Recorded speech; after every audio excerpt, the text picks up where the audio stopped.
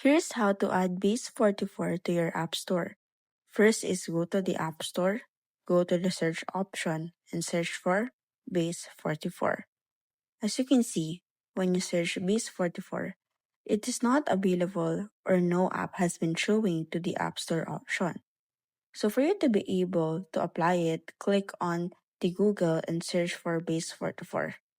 Now here is the news. You can't actually put an application to your App Store, but you can go ahead and access Base44 on the website that you have chosen, such as Safari, Google, or Chrome, and click on the Start Building options and go ahead and sign in and register your account.